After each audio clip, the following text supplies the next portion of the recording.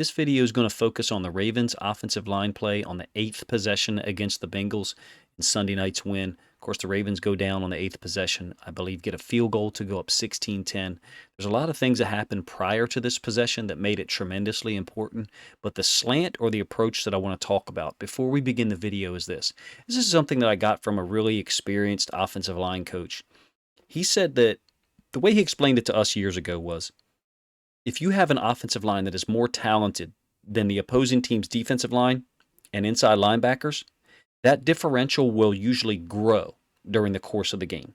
So let's say that, to use Madden terms, your O-line is an 88, and the other team's D-line and inside linebackers collectively are an 81. What his point was is that early in the game, that differential is +7 in your favor. And if your offensive line stays to their talent level, their ability to execute, and they, quote, lean on the other team's defense, eventually that differential will grow from a +7 to a +9, +10, +11. Conversely, we would say sometimes that we felt the opposite was true in terms of our defensive front against other teams' offensive lines. We felt like we had to get ahead. We had to stop certain things early to take those things out of their playbook, because we felt like as the game went on, the differential would grow in the other team's favor if they had a more talented offensive line than our defensive front. Now, in the NFL, it's 15-minute quarters. It's a long game. So things generally do tend to even out in some situations. But my approach here is going to be to look at the 8th possession, and I have the play-by-play pulled up on another screen. Describe the situation, down, distance, play, gain, and then we evaluate the offensive line on each one of these plays. It's a long drive, so this video probably you're looking at about 20 minutes is my guess. So let's get started with the video, and I will have the down and distance figured up here. This is a 1st and 10 from the -2. Like I said, the Ravens are up 13-10 at this point. We've just made the goal line stand, and you get Dobbins on this counter windback over the left side. I'm going to try to be real delicate with this video player. I understand there was a little bit of issues with the playback when I would rewind. So this is a counter windback where Lamar opens to the offense's right, the left-hand side of your screen, and then Dobbins is going to wind this back. The one thing that we've been doing a great job is pulling these guys, these offensive linemen, these guards, and then getting up on people, either wrapping up with the guard or, in this case, kicking out an inside linebacker who's kind of expanded a little further than we might think. And if you guys have watched my channel for any length of time, I think incredibly highly of the Bengals defense. I think they've got a deep roster over there on defense, and those guys play with a lot of reckless abandon, and they play with a lot of discipline. My apologies. All right, second play. Let's speed this back up. 2nd and 6, incomplete pass to Andrews. And I will try to talk about the pass pro in some of these situations.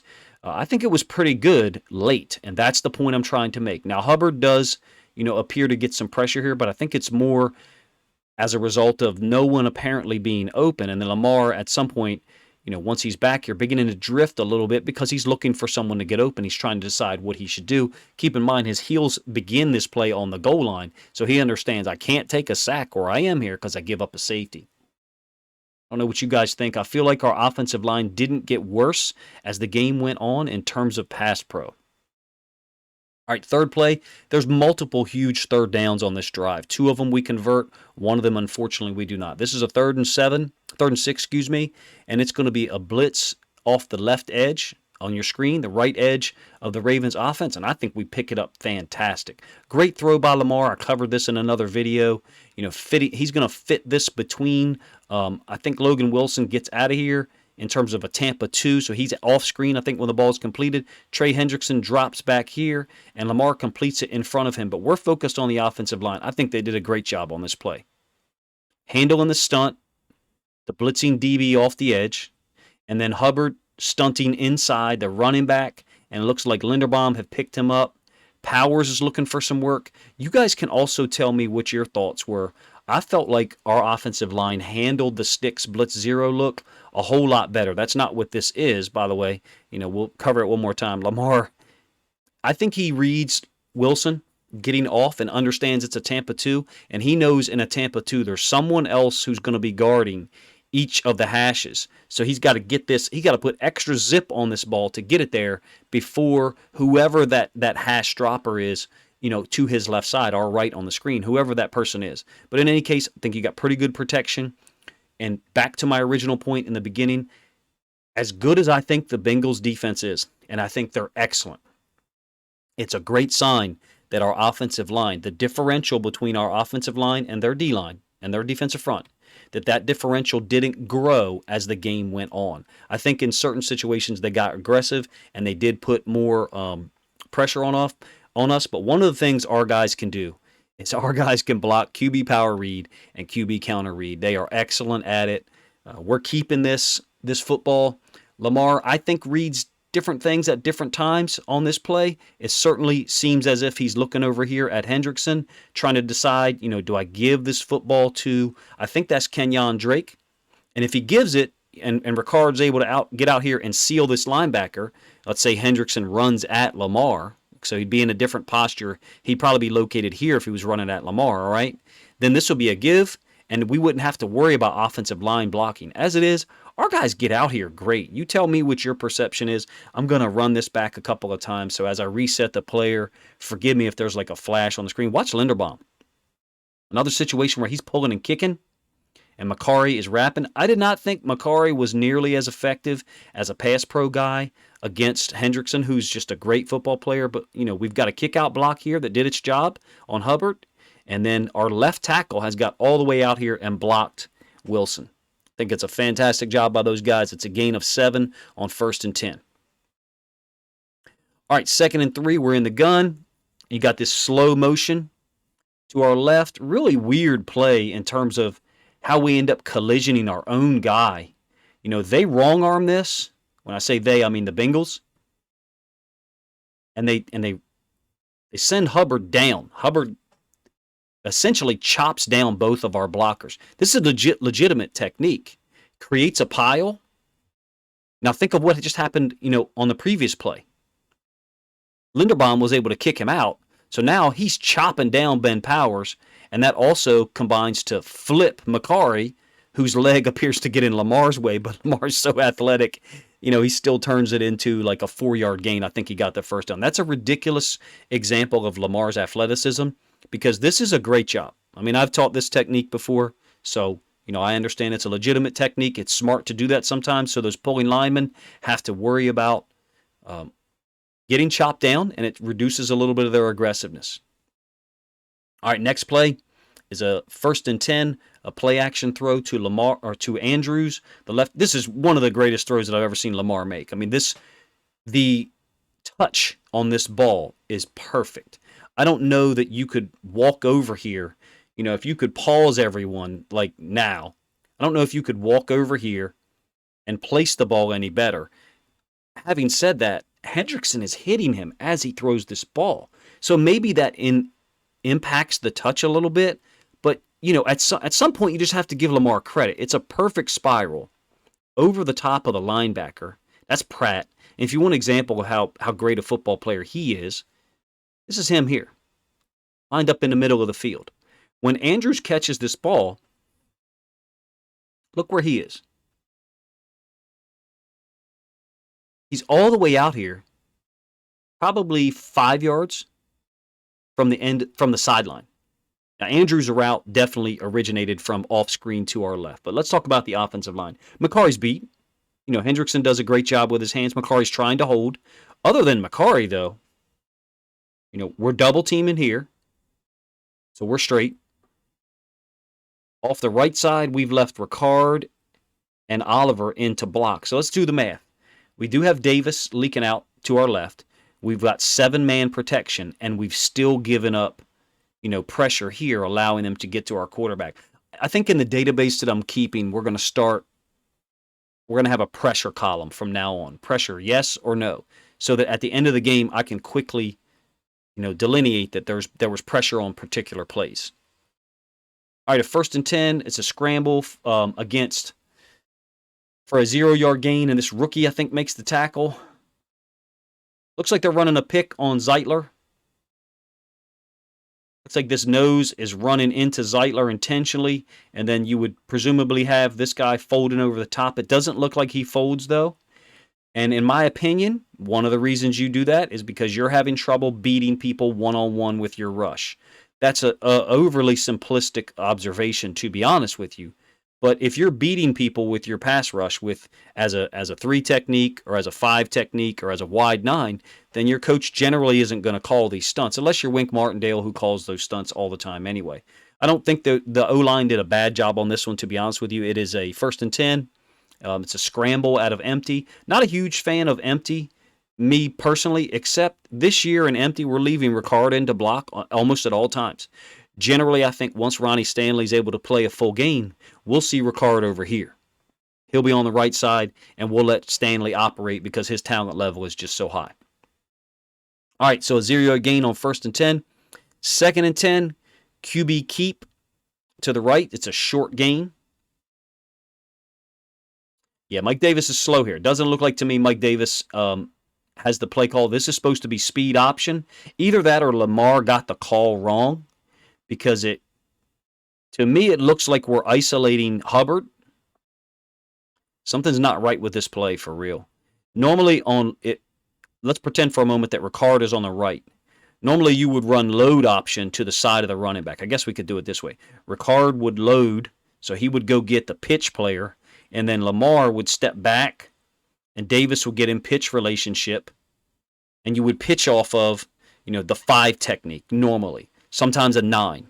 The Bengals have walked him up, and so they're in their little 6-1 look, and they're walking a safety up into the box 20 or a corner up in the box. This looks like a busted play to me. I'm not sure I can assign blame to a offensive lineman or a tight end, because Moses, look at Moses. He's definitely working up here to someone like he's thinking the play is going to be to the left. Then again, maybe we're trying to run it to the back side of this option play. Some option teams, just so you know, they come up to the line and they have a concept called, let's say, speed option.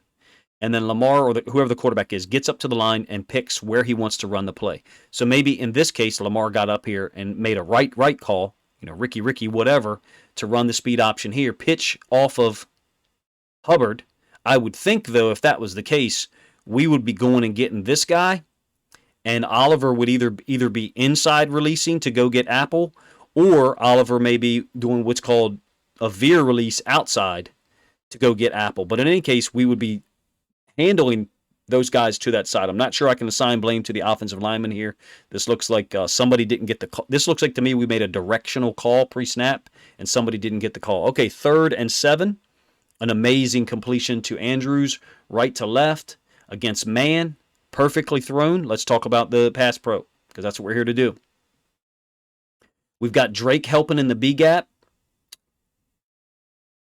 Hendrickson's putting a spin on Macari. And then Drake's going to fill in this B gap to help him out.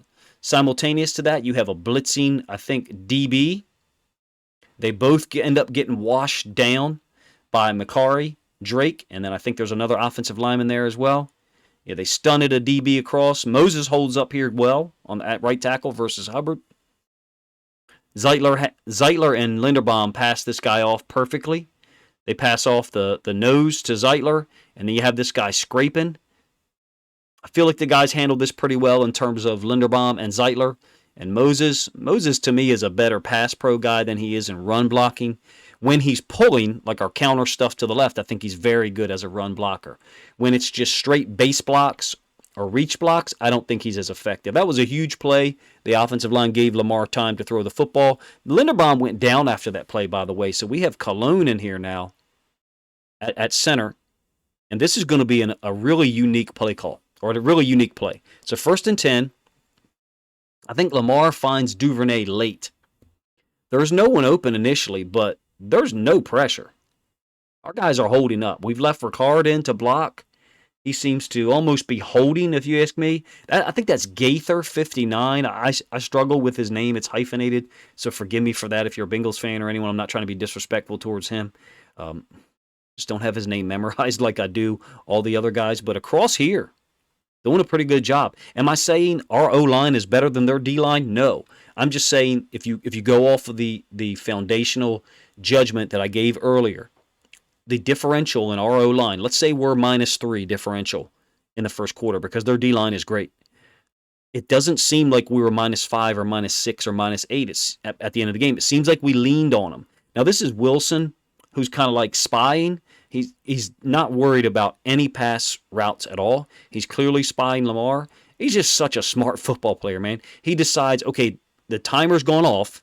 No, Lamar hasn't thrown the ball to anyone. I've got to go because he's going to scramble. And again, I think Ricard's holding an amazing throw by Lamar. I don't blame this on the O-line at all. I think they did a really fantastic job on this play. Ricard as well, even though I think he held. 10-yard completion to Duvernay. Beautiful throw by Lamar. All right, another 1st and 10.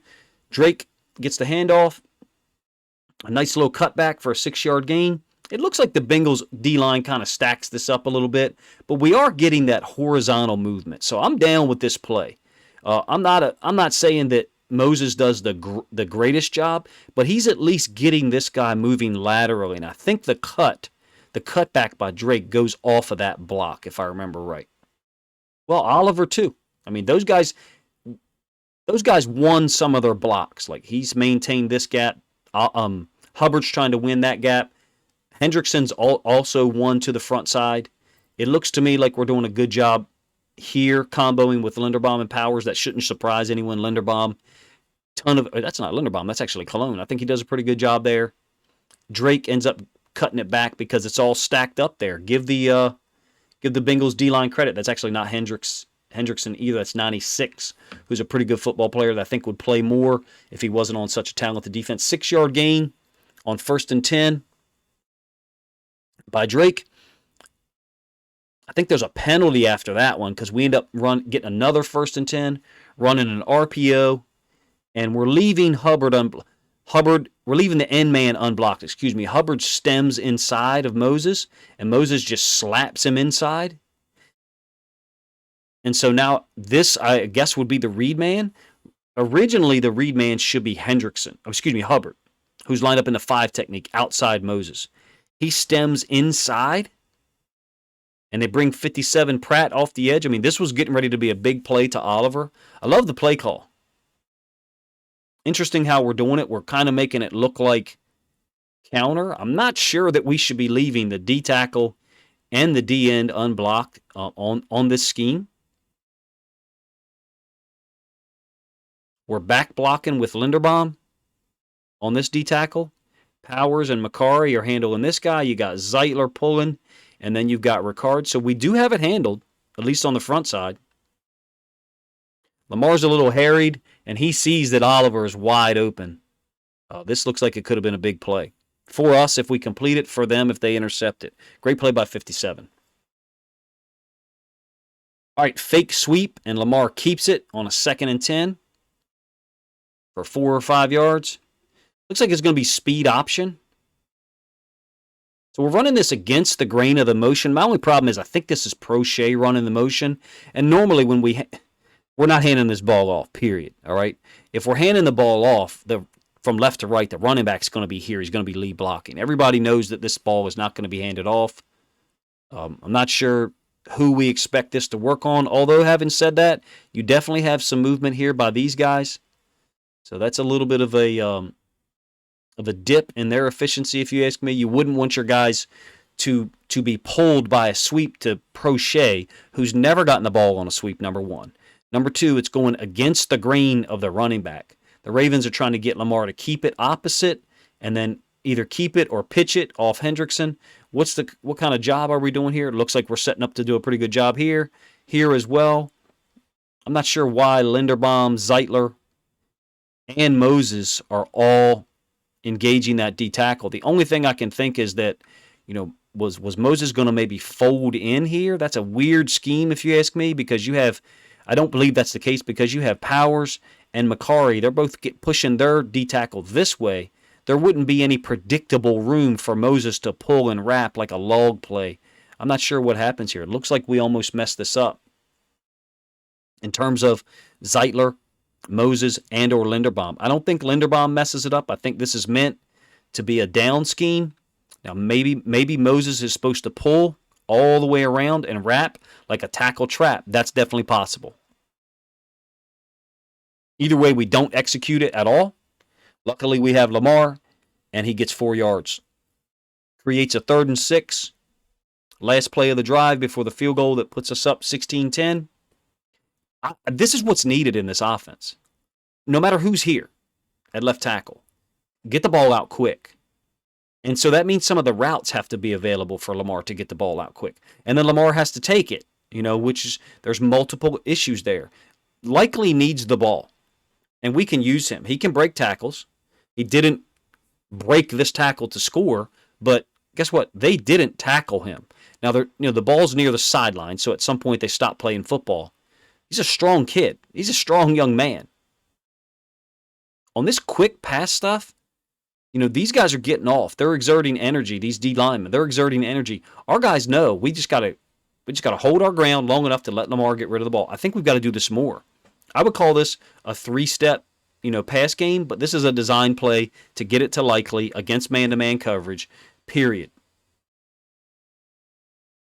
Lamar can't throw it to Andrews, who's running here. You got one of the most underrated players in the NFL, Von Bell, sitting there waiting on that. So good for the Bengals, and they rally to the ball. I'd still like to see Isaiah Likely, put his head down, try to bull through that tackle. In any case, that was a look at the Ravens' offensive line play. I'm not sure if you guys are interested in that content necessarily. No one's asked for it. Actually, some people asked for Linderbaum film. This is more so a look at a theory that we had, that we gathered from a really smart old O-line coach. And if you've ever been around old O-line coaches, they don't BS you. All right? They're going to give you the real. And if you don't like it, you don't like it. So generally when an old O-line coach, someone who's been around the game for 38 years like that guy, at least during the time when he told us that theory or that perspective in terms of the differential growing the longer the game goes on, and how the NFL is rarely got upsets because the differential gets, the longer the game is, the better front, better O-line or better D-line usually reveals itself. And at least from this film here, the Ravens' 8th possession, where they go down and take a 16-10 lead. Of course, the Bengals, rally to take a 17-16 lead, and then the Ravens win it on the final possession. It doesn't look like the Ravens' O-line was getting worse. It doesn't look like the differential was growing or shifting towards the Bengals' favor, at least not to me. It looks like the Ravens' offensive line is able to compete with them. Here's the caveat. Ronnie Stanley wasn't on the field. He's our best guy. He's our most talented guy because he's the left tackle. Our most talented lineman overall in terms of pure talent is Tyler Linderbaum. But Ronnie Stanley's a left tackle. And left tackle is a premier position. I hate that I even use that phrase, premier. It seems like it's a way to minimize positional value. It seems like it's a way for some people to talk about one position as being worth more than another. And I think there's a little bit of a flaw in that thought. But in any case, my original thought, let me know what you think of it. It's an old school perspective that this guy who coached in a lot of offenses, wing T, option stuff, run and shoot, spread option now has maintained for years that if you have a great O-line, that differential will widen the longer the game goes on. And I wonder if the Ravens' offensive line, once you put Ronnie Stanley at left tackle completely healthy for a full game, if that's going to be the case. And if it is, the rest of the NFL needs to look out. Let me know what you guys think of the video, what you think of some of my thoughts and my breakdown of each individual play.